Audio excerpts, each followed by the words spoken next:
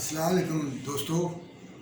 आज cash book triple column का हम प्रोग्राम लेके आए हैं, क्योंकि आजकल ये डिस्कस हो रही है और कुछ लोगों का डिमांड थी कि ये कैश बुक जो है ये ट्रिपल कॉलम, इसमें फर्स्ट का 1 कॉलम भी आ जाती है, 2 कॉलम भी आ जाती है और 3 कॉलम भी आ जाती है। एक कॉलम में सिर्फ कैश होता है दोनों तरफ, एक में और 2 कॉलम में कैश और बैंक होता है और 3 कॉलम में डिस्काउंट आ जाता है। और ये होता है कैश डिस्काउंट, क्योंकि कैश डिस्काउंट होता है फॉर अर्ली पेमेंट करने के लिए। आप उसे लेते चाहते हैं या देना चाहते हैं तो आप उसे फैसिलिटी देते हैं, जिससे आपको जो है अगर आपने लेना है तो आपको कुछ कुर्बानी करनी पड़ती है और वो डिस्काउंट आपको कम मिलेगा पैसा, तो डिस्काउंट अलाउड हो जाएगा। और अगर आपने पेमेंट जो है करनी है तो आपको पेमेंट कम करनी पड़ेगी, तो आपकी इनकम होगी डिस्काउंट रिसीव्ड। ये हमने सवाल जो है ये किताब से लिया है और इसका लिंक भी दे देंगे और आपको कॉपी भी मिल जाएगी। और ये पेज नंबर जो है इसका ये है 4.11। तो हम सवाल शुरू करते हैं। तो आपके सामने ये 3 कॉलम बने हुआ है, ये 3 कॉलम बने हैं। इसमें सबसे पहली बात तो ये है कि डेट लिखेंगे आप, और ये बैलेंस है, ये बैंक का गिवन है, ये गिवन है, ये हमने लिख दिया। उसके बाद वो कहता है जनाब 2 तारीख को कि पेड इनटू बैंक, बैंक में आपने पे किया है, तो इसका मतलब है कि बैंक में आपने 2 तारीख को बैंक बैलेंस में इजाफा हो गया है और आपके कैश में कमी हो गई है, ये कंट्रा हो गई। क्योंकि जब आप बैंक में जमा कराते हैं तो आपका कैश कम हो जाता है, क्योंकि कैश से आप बैंक में भेज लेते हैं। तो इसका मतलब है कि अगर आपने फ़र्ज करें आपके पास 500 रुपया है, 5000 रुपया है, आप अपनी जेब से निकाल दें, जेब में खाली हो जाएगी, 5000 आपका कम हो जाएगा यार, और इसका मतलब बैंक बढ़ जाएगा। तो इसलिए ये हमने ये किया कि 1000 जो है बैंक में डेबिट हो गया और 1000 कैश में क्रेडिट हो गया। उसके बाद आता है जी bought furniture and issue cheque. आपने फर्नीचर परचेज़ किया है ये 2 तारीख को, और आपने ये फर्नीचर है और आपने चेक इशू किया है 500 रुपये का। हमें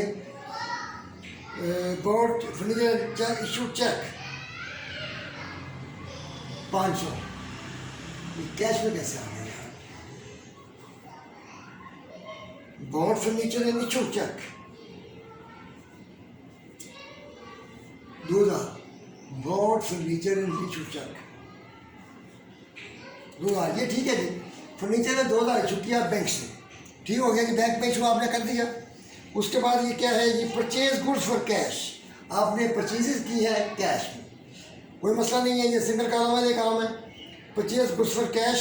उसके बाद आप कहते हैं रिसीव कैश फ्रॉम महिंदर, आपने कैश वसूल किया है 980 रुपये और उसमें 20% डिस्काउंट है, आपने वसूल किया तो डिस्काउंट अलाउड है, ये डिस्काउंट अलाउड है।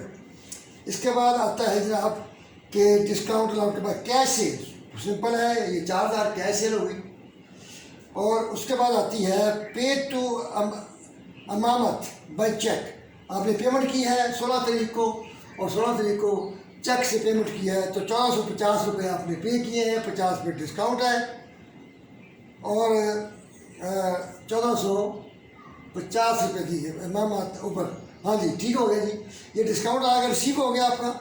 उसके बाद आपने पेड इनटू बैंक, आपने 400 बैंक में पे किया है और इसका मतलब ये है कि कैश कम हो गया और बैंक में इजाफा हो गया, ठीक है जी। आपने इसका मतलब है कि कैश में कमी हो गई है क्योंकि बैंक में इजाफा हो गया, दोबारा आ गई है entry. Withdrawal from bank for personal private use, जो ड्राइंग है, ये ड्राइंग आपने 600 में बैंक से निकाले हैं और कहीं यूज़ नहीं किए बिजनेस के लिए, ये आपके कैपिटल में कमी हो जाएगी, आपका ये कम हो गया 600।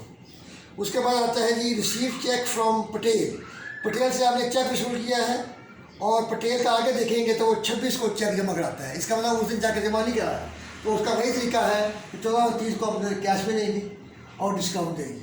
फिर आज जब 26 तारीख को हम क्या करेंगे, कैश में कमी कर देंगे और बैंक में इजाफा कर देंगे। ये एंट्री काफ़ी दफ़ा डिस्कस हो चुकी है, ये इसलिए दोबारा आई है।